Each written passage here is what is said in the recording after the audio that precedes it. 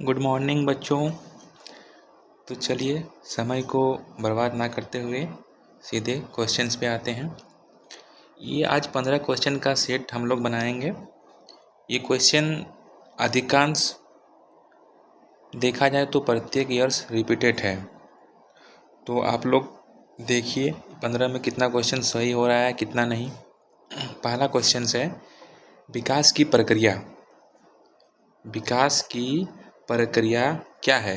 बहुयामी है, एकरूपी है, रैखिक है या स्थिर है? विकास, एक विकास होता है और एक होता है वृद्धि। ये दोनों समझिएगा, विकास और वृद्धि दोनों अलग अलग हैं।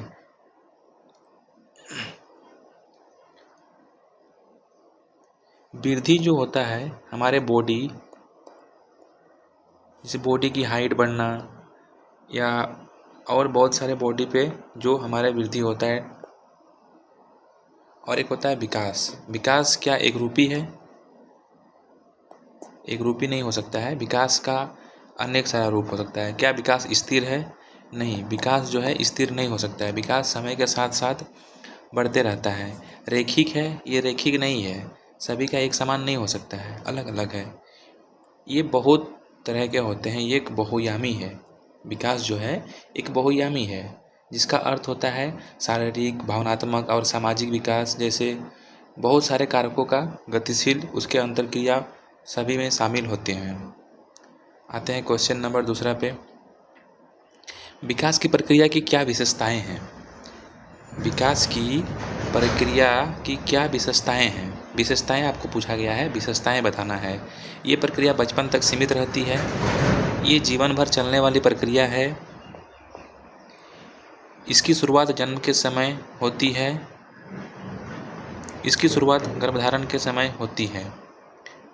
तो ये जो इसका आंसर होगा 1 2 या 2 4 2 3 2 4, आपको बताना है इसका आंसर क्या होगा।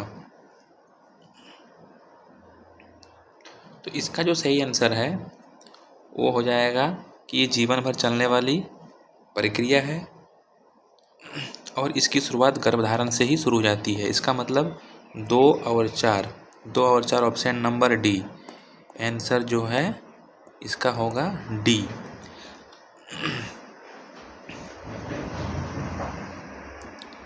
देखिए ये क्वेश्चन पे बहुत सारे बच्चे क्या करते हैं कि यहाँ भावनाएं को देखकर वो क्या कर देते हैं, भावनात्मक मार देते हैं और ये गलती कर देते हैं, जबकि ऐसा नहीं होगा। भावनाओं व्यक्तित्व और सामाजिक संबंधों में परिवर्तन और स्थिरता किस विकास में शामिल है? किस विकास में पूछा है कि शामिल है? स्थिरता भी है इसमें, परिवर्तन भी है। तो ये जो है साइकोलॉजिकल होता है, इमोशनल हो गया या व्यक्तित्व हो गया या सामाजिक संबंध हो गया, ये सब जो है एक मनोसामाजिक विकास होता है।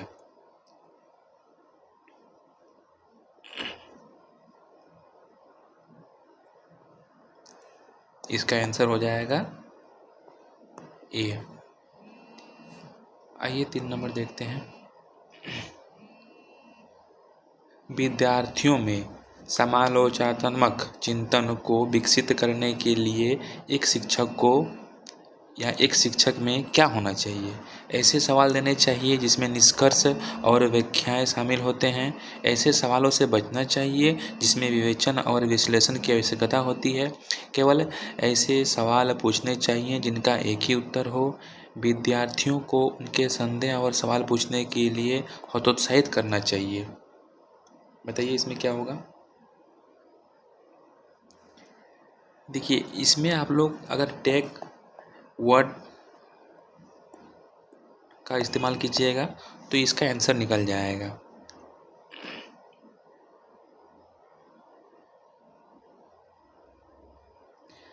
टैग वर्ड में बोलता है कि हतोत्साहित आप बच्चों को नहीं करेंगे। पहला नंबर जहाँ पे केवल रहेगा वो आंसर नहीं हो सकता है। ठीक है, समझ रहे हैं बात को? और बचने का तो प्रयास नहीं करना चाहिए जी। आप बच्चों को ऐसे सवाल दीजिए बच्चों का आप ऐसा सवाल दीजिए जिसमें कि कुछ निष्कर्ष निकले या जो व्याख्याएं हो, बातचीत हो, डिस्कस हो, ये चीज़ आप कर सकते हैं। तो इसका आंसर जो हो जाएगा ए हो जाएगा। आप लोग अपना काउंट करते रहिएगा कितना सही हो रहा है, कितना गलत हो रहा है। किस उम्र में बच्चों के क्रियाकलाप प्रमुखतः बड़ी मांसपेशियों के स्थूल गति के प्रयोग पर केंद्रित होते हैं बजाय सूक्ष्म गति कार्य के? बताइए इसका आंसर।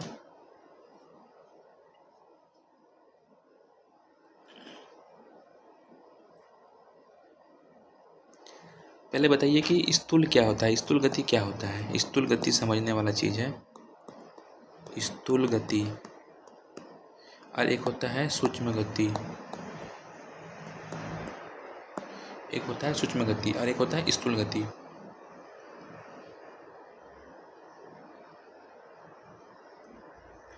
स्थूल गति जो होता है वो आपका होता है जैसे चलना या दौड़ना, ठीक है, इसको बोलता है स्थूल गति।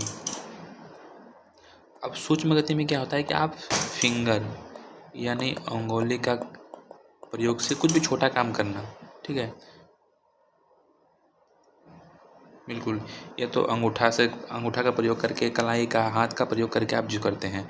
और बड़ा काम जैसे हो जाएगा मांसपेशियाँ में, सब हो जाएगा, दौड़ना, चलना, भागना, यही सब होता है। तो इसका जो आंसर सही आंसर होगा वो हो जाएगा हमारा नंबर 1, शैशव अवस्था। अब कमेंट बॉक्स में बताइएगा कि शैशव अवस्था का जो है उसका एज कितनी होती है। ये स्नेहा वाला क्वेश्चन जो है काफ़ी बार रिपीट हुआ है, यहाँ तो 2023 शो कर रहा है, लेकिन इससे पहले भी ये क्वेश्चन पूछा जा चुका है।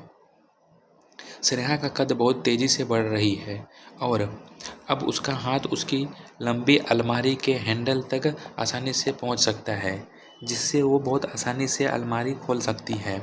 स्नेहा की कद बोला है में बदलाव को कहा जा सकता है, या कद को बोला है, यानी आप समझ सकते हैं कि ये हाइट का बात कर रहा है। हाइट, तो हाइट जो है वो शरीर में विकास के लिए है, शरीर में। तो शरीर वृद्धि से रिलेट कर सकते हैं, शरीर को अब वृद्धि से रिलेट कर सकते हैं। ये समझ में आ गया आपको। बच्चों का विकास निम्नलिखित में से कौन से सिद्धांत का अनुसरण करता है।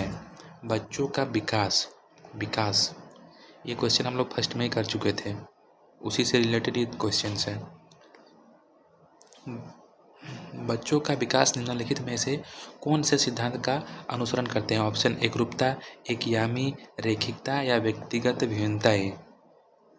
हम लोग तो पहले डिस्कस कर चुके पहला क्वेश्चन में कि जो विकास है वो एकरूपता नहीं हो सकता है, एक ही लाइनर पे नहीं हो सकता है, या एक यामी नहीं हो सकता है।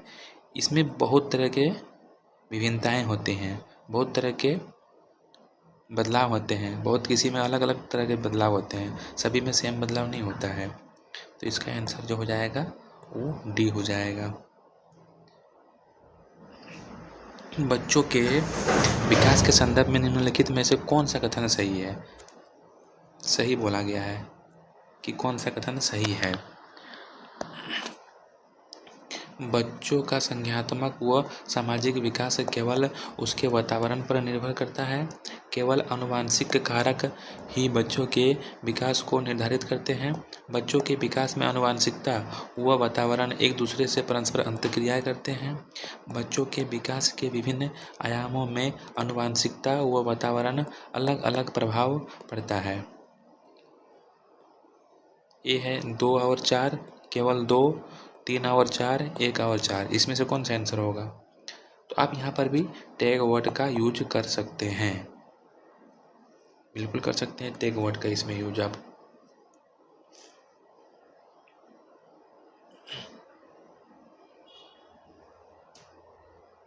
देखिए टैग वर्ड इसमें केवल है तो ये आप काट दीजिए, इसमें केवल है तो आप इसको काट दीजिए। ये 2 केवल खत्म हो गया, ठीक है। अब देखिए बच्चों में विकास आनुवंशिकता अंतर क्रिया कर सकते हैं, ये आंसर हो जाएगा आपका। बच्चों के विकास के विभिन्न आयामों और आनुवंशिकता वातावरण का अलग अलग प्रभाव पड़ता है। बताया थोड़ी देर पहले ही हम कि अलग अलग प्रभाव पड़ता है इसमें, तो इसमें अलग अलग हो जाएगा। टैग बने तो देख लीजिएगा, जो टैग वर्ड रहेगा वो हम आप उसमें मेंशन कर देंगे। तो इसमें आपका आंसर 2 और 4 हो जाएगा। ये आपका सी नंबर जो है वो आंसर हो जाएगा। चलते हैं अगले क्वेश्चन की तरफ। वह प्रक्रिया जिसमें युवा पीढ़ी रोजमर्रा की अंतक्रिया से सामाजिक प्रतिक्रियाओं को सीखती है क्या कहलाती है? या रोजमर्रा जो डेली का वर्क है उसकी अंतक्रिया से सामाजिक प्रक्रिया से वो रिलेट किया है तो वो सामाजिकरण हो जाएगा। आंसर आपका हो जाएगा सी। चलते हैं अगले क्वेश्चन की ओर। माध्यमिक स्कूल में परिवार व समकक्षियों की बच्चों के विकास में क्या भूमिका है?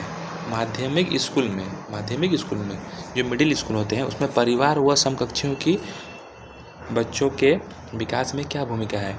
दोनों की कोई भूमिका नहीं है या परिवार की कोई भूमिका नहीं है, समकक्षियों की महत्वपूर्ण भूमिका है, या समकक्षियों की कोई भूमिका नहीं है, परिवार की प्रमुख भूमिका है, या दोनों की अलग अलग परंतु महत्वपूर्ण भूमिका है? बताइए इसका आंसर। इसका आंसर जो हो जाएगा नंबर डी। कारण देखिए, कारण क्या है इसका आंसर होने का? क्योंकि जो परिवार होता है वो बच्चों के लिए अलग, और जो समकक्षियों के बच्चे होते हैं, जो अपने क्लास के बच्चे होते हैं, क्लास के अगल बगल के बच्चे होते हैं, जूनियर हो सीनियर हो, उसकी भूमिका दोनों अलग अलग है। परिवार वो बच्चों में जो है नैतिकता और सामाजिकरण, चरित्र, आदत, अच्छी आदत, सही बुरा का पहचान, ये सब के लिए परिवार है। लेकिन जो समकक्षीय होते हैं, जो ये समकक्ष हैं, जो जूनियर सीनियर या अपने क्लास के होते हैं समकक्षीय, वो इसके साहसिक कार्यों में भागीदारी के लिए हेल्प करते हैं। समझ में आ गया? इसका आंसर हो जाएगा नंबर डी। अगला क्वेश्चन। निम्नलिखित में से कौन से सामाजिकरण के द्वितीयक कारक? विद्यालय है, किताब है, मीडिया या माता पिता? इसका आंसर क्या होगा बताइए। द्वितीयक पूछा है, प्राथमिक भी होता है। बताइए क्या होगा इसका आंसर। इसका आंसर हो जाएगा 1 2 3। माता पिता जो है ना, माता पिता वो प्राथमिक है, ठीक है। तो 1 2 3 ऑप्शन में है, 1 2 3 डी। इसका आंसर हो जाएगा डी। चलते हैं अगले क्वेश्चन की ओर। आप एक शिक्षक हैं जो अपने छात्रों को प्रासंज्ञात्मक कौशल विकसित करने में मदद करना चाहते हैं। निम्नलिखित में से कौन सी रणनीति इस प्रकार के चिंतन को बढ़ावा देने की सबसे अधिक संभावना है? विद्यार्थियों को छात्र कार्य के लिए संरचित नोट्स प्रदान करना, गृह कार्य सौंपना जिसके लिए याद रखने और याद करने की आवश्यकता होती है, छात्रों को उनके प्रदर्शन पर गुणात्मक प्रतिपुष्टि के बजाय अंक देना, या छात्रों को अपने स्वयं के सीखने और सोचने की प्रक्रिया पर विचार करने के लिए प्रोत्साहित करना।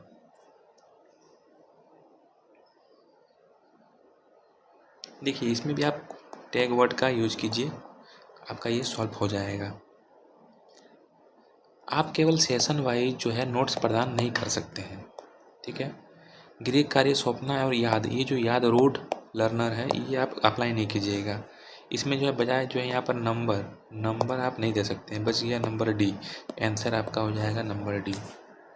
देखिए क्वेश्चन को ठीक से पढ़ना है, ऑप्शन को भी आपको ध्यानपूर्वक पढ़ना है कि ऑप्शन क्या कह रहा है। सीडीपी में आपको जो ऐसा कहीं होता है कि आपको दो ऑप्शन अच्छा लगेगा, पहला दूसरा, तो दोनों में आपको बेस्ट ढूंढना है कि बेस्ट कौन सा है, वही आपका आंसर होगा। मान लिया एक बेस्ट है तो एक होगा, दो बेस्ट है तो दो आंसर होगा, तो इसका आंसर जो हो जाएगा वो डी होगा। एक सामाजिक रचनावादी कक्ष में सीखना जो है क्या होता है? निष्कर्ष रूप से होता है, या सीखने का जो स्वरूप है सामाजिक होता है, या सीखने का जो पाठ्य पुस्तक केंद्रित जिसको टेक्स्ट बुक सेंटर बोलते हैं, या परीक्षा केंद्रित होता है? इसमें जो इस टैग वर्ड की जब क्लास लेंगे तो उसमें बताएंगे। ये आप इसका सोच लीजिए आंसर क्या होगा। हम जब टैग वर्ड का क्लास लेंगे तो उसमें बताएंगे कि टैग वर्ड क्या क्या होता है, उसमें क्या क्या मेंशन है। उसमें आपका ये परीक्षा केंद्रित जो है वो नेगेटिव हो जाएगा, ये जो पाठ्य पुस्तक है वो भी नेगेटिव हो जाएगा। और जो ये निष्क्रिय रूप से बोला गया है, ये निष्क्रिय रूप से नहीं होगा। ये सीखने के लिए आपको बच्चा को एक्टिव रहना पड़ेगा, बच्चा को एक्टिव रहना पड़ेगा। तो ये आंसर आपका गलत हो जाएगा, तो सही आंसर हो जाएगा बी। चलते हैं अगला क्वेश्चन की ओर। सक्रिय, देखिए एक्टिव, एक्टिव जुड़ाव का क्या अर्थ है, अर्थ पूछा है, इसका मीनिंग क्या अर्थ है। पूछताछ और जांच, वेधन और अभ्यास, रटकर स्मरण और निष्कर्ष। तो इसमें भी आप टैग वर्ड का यूज कीजिए, आपका ये सॉल्व हो जाएगा।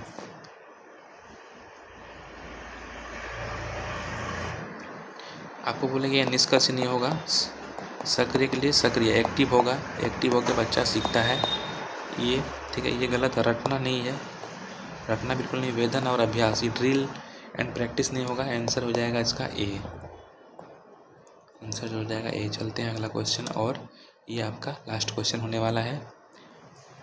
बाल केंद्रित कक्षा में शिक्षिका की जो है क्या भूमिका रहती है, या क्या काम है शिक्षिका का बाल केंद्रित में, चाइल्ड सेंट्रल में, जिसमें आपका बाल केंद्रित में जो है ये बच्चा जो है, स्टूडेंट जो है इसमें एक्टिव रहता है, और टीचर जो है इसमें पैसिव रहता है। समझिए, शिक्षार्थियों को उनकी क्षमताओं के आधार पर वर्गीकृत करती है। शिक्षार्थियों से वांछनीय व्यवहार प्राप्त करने के लिए भय ठीक है का उपयोग करती है। अपने आप को ज्ञान का परम स्रोत मानती है। प्रत्येक शिक्षार्थियों पर व्यक्तिगत ध्यान देती है। अब इसमें भी टैग वर्ड का यूज करना है। टैग वर्ड देखिए, वर्गीकृत नहीं करना है, वर्गीकृत नहीं करना है आपको, खासकर क्षमताओं के, या जो बच्चा फिजिकल रहते हैं, फिजिकल डिसेबल रहते हैं, उनको वर्गीकृत नहीं करना है। ठीक है, ये आपका गलत हो जाएगा। शिक्षार्थियों देखिए यहाँ पर भय है, भय तो बिल्कुल नहीं कराना है, बच्चों के अंदर भय नहीं डालना है। अपने आप को ज्ञान का परम स्रोत नहीं, ये एक टीचर अपने आप को कभी नहीं मान सकता है। सीखने की कोई सीमाएं नहीं होती हैं, ना ही कोई एज होता है सीखने का। तो बच गया डी, प्रत्येक शिक्षार्थियों पर व्यक्तिगत ध्यान देती है। बिल्कुल सभी बच्चों पर बराबर ध्यान देना है, व्यक्तिगत रुचि लेते हुए ध्यान देना है। तो इसका जो आंसर है वो डी। आप लोग कमेंट बॉक्स पे बताइए कि आप लोगों का 15 में से कितना सही हुआ। ये क्वेश्चन रिपीटेड होते हैं हर वर्ष। चलिए, धन्यवाद।